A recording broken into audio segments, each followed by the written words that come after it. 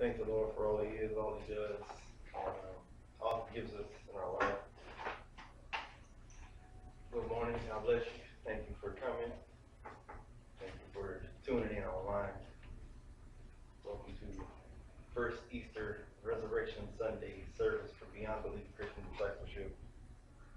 In case you didn't know, I've been dreaming about this planting this church for 21 years. Been extremely busy in the meantime, taking all types of religion classes and leadership and biblical leadership and group dynamics and sociology and psychology and all types of classes to try to get ready. Even though the time has actually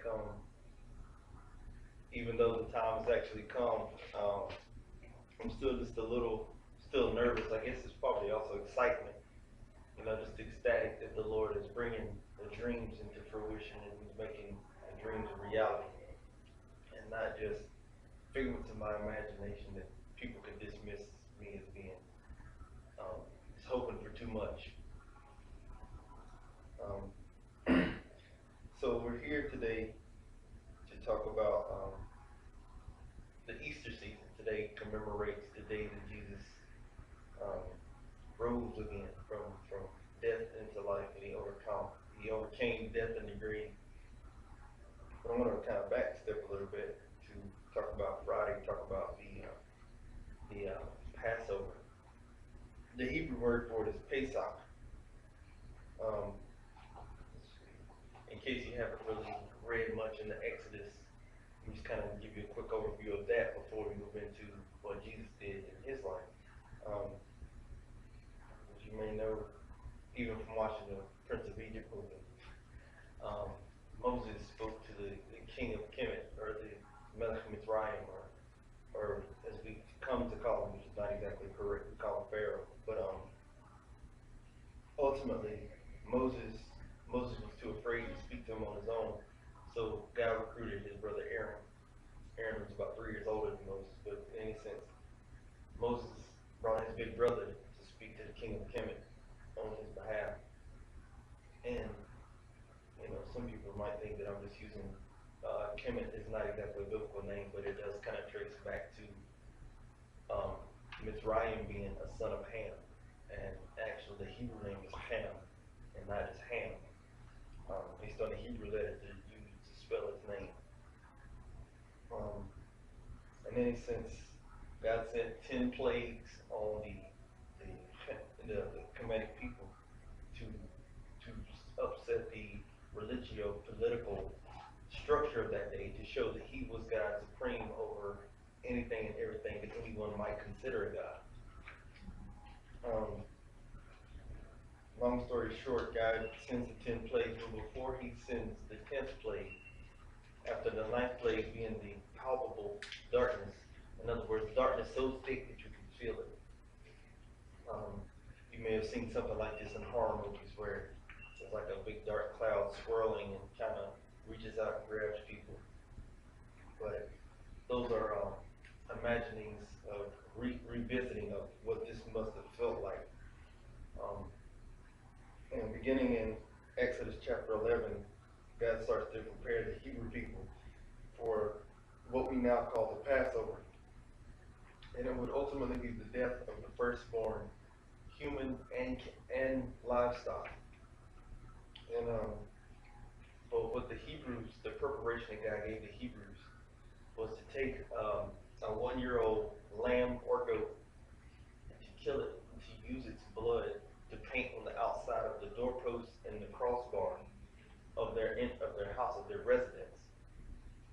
And then after, they wouldn't just throw the lamb's body away, they would actually eat it as part of the Pesach Seder.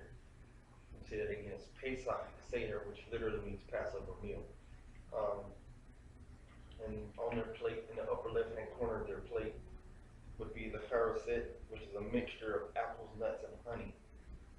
They would have the lamb meat, and they would put the bones in the upper right-hand corner when they were finished.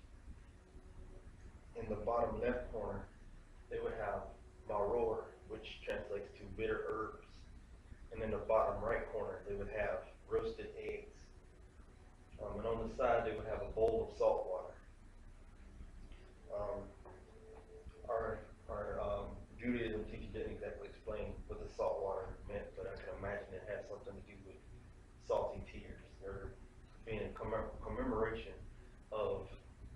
tears they cried while in slavery. Um, he explained that the roasted eggs had two purposes. It symbolized tears from suffering because of its shape, but it also symbolized fertility in spite of Malach Mitzrayim's plan to wipe out all the children aged 2 and under, which is how Moses ultimately found his way into the palace to become a prince of Egypt. Moving on, they've since adopted a tradition of reading the Haggadah, which is basically a prayer book about Exodus, but it doesn't mention Moses or even Aaron because it doesn't. Well, it doesn't mention Moses because it doesn't want him to become an object of worship. It also become tradition for the youngest child to ask 4 questions in the form of a song, to sing 4 questions. Those 4 questions are: for all other nights we eat bread, leavened or unleavened. Why on this night do we only eat unleavened bread? Excuse me. Question number 2, on all other nights we eat all kinds of herbs. Why on this night only bitter herbs? On all other nights we need not dip our herbs even once. Why on this night must we dip them twice? On all other nights we eat either sitting up or reclining. Why on this night do we all recline? Traditions say that the liturgy from Exodus 13 answers those questions.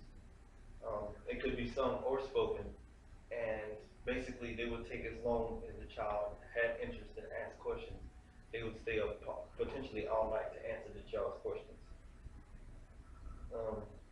What we know of history is that many Jews have rejected the one we call Jesus as the anointed one, even though he did the miracles from God, even though his cousin baptized him and the dove descended upon him, even though he was the Son of God.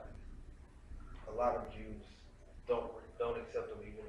Even a lot of Muslims don't accept Jesus as the Son of God for their varying reasons. But still, to prove that Jesus was the Son of God, let us examine some moments from his life. Yehochanan, the immerser, whom we call John the Baptist, was among those who anticipated his appearance. In John chapter 1, verses 19 through 28, John has to explain that he himself is not the anointed one. Because at that point, in that time frame, the Jews were looking for somebody to overthrow the Romans, and they wanted, political freedom. And so, to be honest, it's not dissimilar. Their position in society was not dissimilar to being black in America. However, not all blacks in America, not blacks in America typically aren't necessarily seeking independence from white people, but there is a certain sentiment of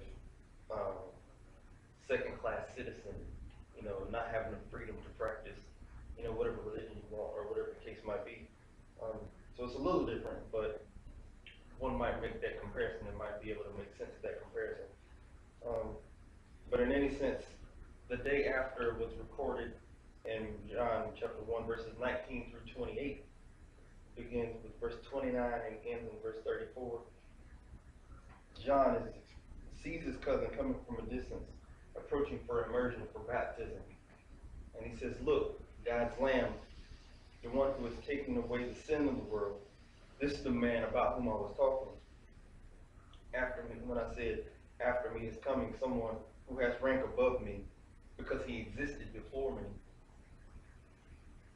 I myself did not know who he was, but the reason I came immersing with water was so that he might be made known to Israel." Then John gave his testimony.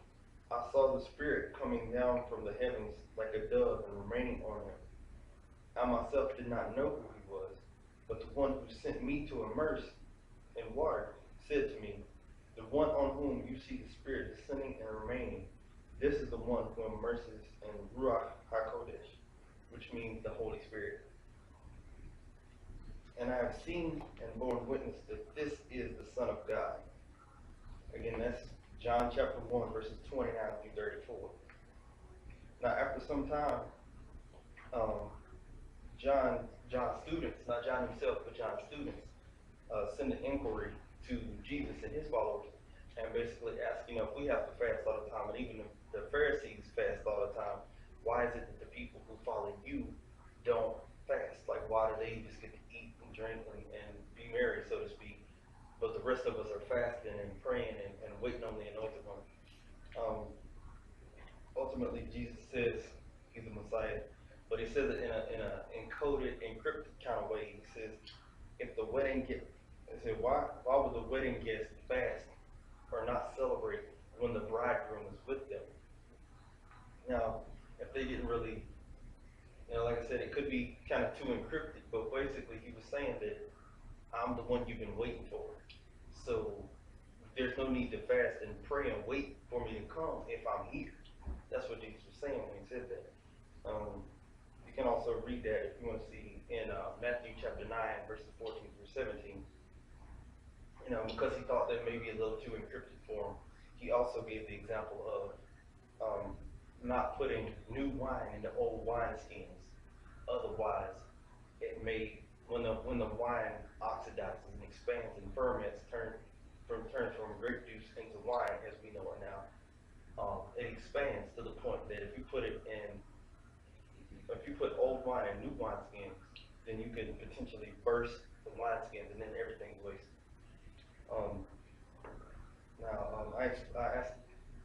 I once asked a Hebrew teacher about this, and he explained it to the process to rejuvenate old wineskins. You can, spray them. You can cut the seams and spread them all out, and you can spray it with water, and you beat it with a whip, and you just keep doing it over and over and over until you rejuvenate the skin of the wineskin, and then you can sew it back up and reuse it for new wine.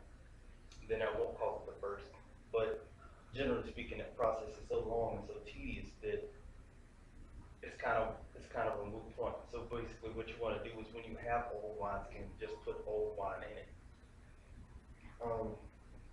In any sense, to stick with Jesus' story and to not get lost in my nerdiness, I moved on to Matthew chapter 11, verses 2 through 15, when John had been incarcerated, and maybe it doesn't really explain what his motive were, as far as maybe he gotten older and kind of got some kind of amnesia, or maybe there were just so many false anointed ones who had pointed to themselves as the anointed one. John had just kind of sent this same type of envoy to multiple potential messiahs. And so when this envoy, this group of messengers, comes to Jesus of Nazareth, they relay the message: are you the one coming, or shall we expect someone else? Excuse me. And in response to this, Jesus said, as you depart, report to John what you see and hear. Blind people see again, lame legs walk around, those with skin diseases are cleansed, deaf people hear, dead people rise up, and the poor shall preach the good news of the kingdom, and he is well positioned for success unless he takes offense with me. Verse 7, and as these people departed, Jesus began saying to the multitudes about John. Now he starts to brag on John, and he gets sarcastic with those people because they kind of went out to the desert to kind of check on John and see what they might see. But Jesus, he puts them in their place. He says, well, why did you go out to the desert?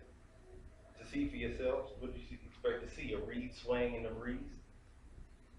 Yeah, why did you go out? A man adorned in soft robes? Listen, the ones who wear the soft robes are in the houses of kings. Brother, what did you go out to see? A prophet? Yes, he's a prophet, and so much more than that. He's the one about whom it's written, listen, I send my messenger before you, one who shall prepare the way for you. Honestly, I tell you, of those born of women, not one who has appeared is greater than John who baptizes. but least significant, but the one who is least significant in the kingdom of heaven is greater than him. But the days of John, who baptizes until now, the kingdom of the heavens suffered violence, and the violent people snatched it, which is evidenced by John being in prison.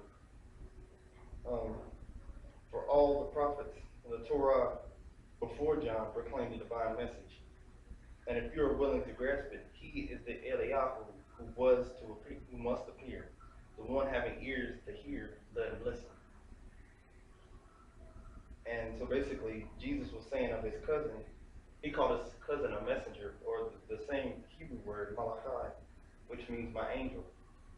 He was saying that John is the greatest human ever, but even so, John, being the greatest human ever, he's still less significant than the least in the kingdom of heaven. So what the people didn't really get at that time frame was Jesus was installing his Father's kingdom. And like I said, they wanted him to mount up an army, raise up an army, and try to overthrow the Romans. So they had like the wrong focus. They were looking for a political kingdom, but he was trying to set up his Father's kingdom in the hearts and minds of those who might believe. And so, so even at his crucifixion, a lot of people didn't get it. They saw him being crucified, and they lost heart. They got discouraged. But Matthew 27 verse 54 says that one of the Roman soldiers who was there at the crucifixion, who was standing guard so that nobody would try to come up and take his body down off the cross. After the thunder and lightning and the earthquakes that happened at Jesus' death, the Roman soldier said, truthfully, this man was God's son. And so, like over the next couple of days, overnight, late Friday evening, and all day Saturday. I'm sorry, actually, excuse me, late Friday evening and during the day Saturday. So basically, prior to sunset, these people were mourning and frustrated and upset. But as the scripture progresses, we get into Matthew 28. But while it was still dark on Shabbat, Miriam of Magdala, which we know as Mary Magdalene, and the other Mary came to observe the tomb.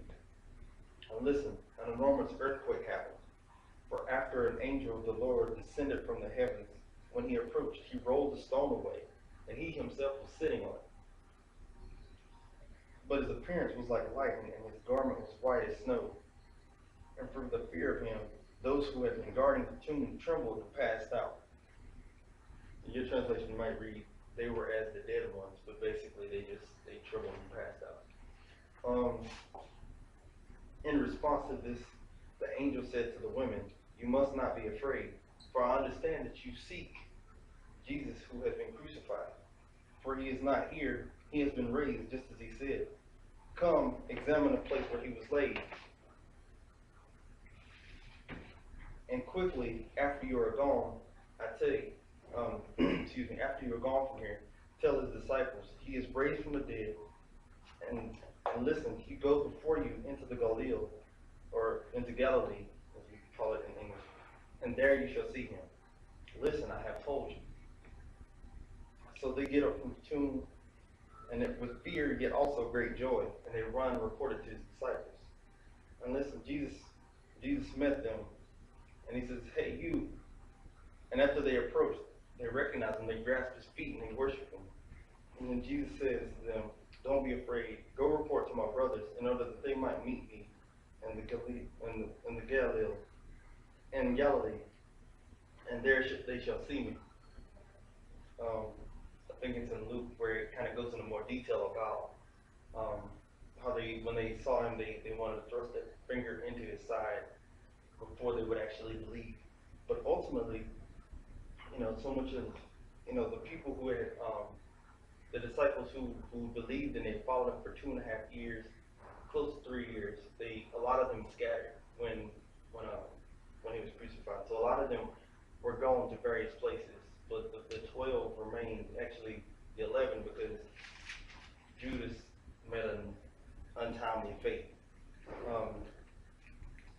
And so later on, when Jesus speaks to them in the doesn't exactly say how many days passed, but let's see. Verse 11 through 15 does say that the guards came together and they came up with a plan to lie to the people and to say that his disciples came and stole the body.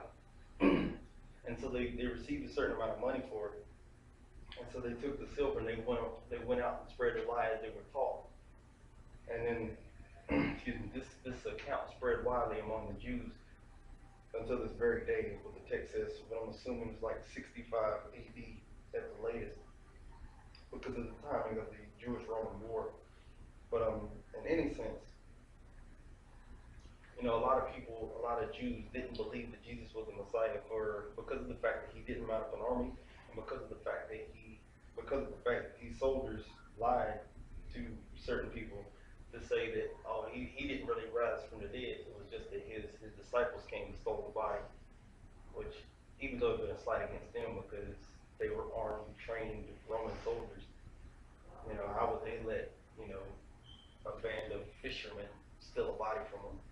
It doesn't really make sense, but in any sense, that's the lie that they told and a lot of people believe. Well, verse 16 through 20 in chapter 28 of the book of Matthew.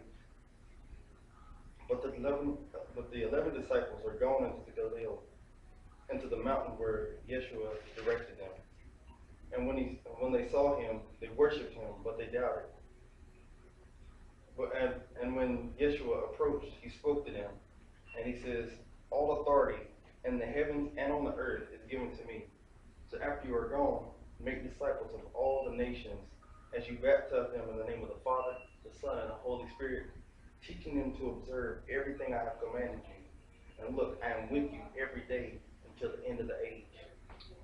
So, as we take this time to celebrate his life, birth, death, ministry, and resurrection, it's important to remember, not only did he do so many miracles in his lifetime, but he has all power and authority in the kingdom of the heavens and on the earth. And right now, he's at his Father's right hand pleading our case. So what I would challenge you to do today, and as we move forward for the rest of our lives, is to to ask him to show you what is your place in his kingdom. What is the thing, the task he would give you to do specifically, and ask him to help you build your network the way he wants you to build it. We don't serve a God who is made of stone or made of wood or is limited to a JPEG or something like that. We serve the God who overcame death. We serve the God who is boundless, who is limitless, who is timeless. We serve the God who not even death can hold him down. Not even, even though he endured death and he suffered for our sake, he took the sins and the shame and the guilt and the pain on himself for our sake.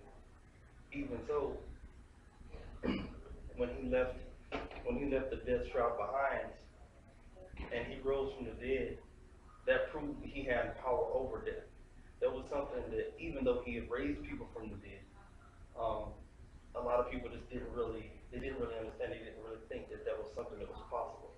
And there wasn't a widespread belief that that people could just die and then like 2.5, 3 days later just get back up of their own volition and just kind of keep on living. But ultimately, in any sense, Jesus was one who did that, and so that's the reason why. That's the reason why he's special in our lives. Because of the things that he has done, because of miracles that he renders in our life. He can do those same types of miracles through us if we're willing, and if we're in position to do the right things through him. And something else that I know that a lot of times people want to see, when people get saved, they want to give the tongues. And that's one of the spiritual gifts, yes it is, but that's not the most important. That's not, because you speak in tongues, and somebody might say, oh, he speaks in tongues. But ultimately, that's just really, it's just a prayer language between you and the Father. But when you pray for the gifts, don't just pray for the gifts of speaking in tongues. Pray for the gifts of healing people. Pray for the gifts of having the right words to say. Pray for the gifts of having discernment, so that you can manifest his kingdom. So that as he told his disciples, make disciples in all the earth, teaching them to observe and understand everything I've taught you. If we just speak in tongues and have a prayer language with him, that's all well could be a father-son relationship, father-daughter relationship. But, you know, as you look at, even as you look at the cross, it wasn't just a vertical beam, it was a vertical beam and a horizontal beam. So what that symbolizes is that we have to have a relationship with the Father, that's true, but we also have to have a relationship with our siblings and Him, so that we can reach out to whosoever needs His love through us. You know, if we just keep His love for ourselves and we're selfish with it, then we're not really worthy of it. But if we share His love with whosoever might need it, then we bring more people into His kingdom, and then we put them in a position where we can teach them to observe everything He has shown us. So that's my challenge to you this weekend moving forward. Is we just we celebrate His life and His ministry and His death and His resurrection.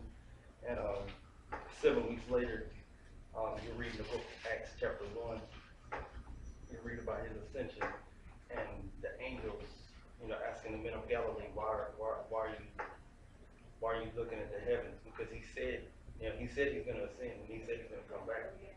You know, but we can't just wait for Him to come back. We have to do the miracles in His life. We have to manifest His kingdom on the earth right now while we're here. You know, because if we only wait for Him to come back, you know, then ultimately what good have we made of the time that He has given us? So that's my challenge moving forward, is to make the most of the time that He has given us on this earth and to not take it for granted. Thank you for your time. God bless you.